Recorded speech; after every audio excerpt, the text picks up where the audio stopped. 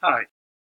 So for the second application, it will be typically same as the first one, but the only difference is the input. I put the information in the first layout, then pass the data to the second layout to show the calculations and show more information that's been added to the strings and then referred and second layout. So first, let's test the application. Card, for example,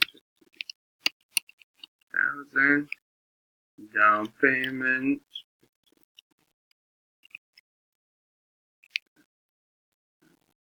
over 4 years, and go to the month report.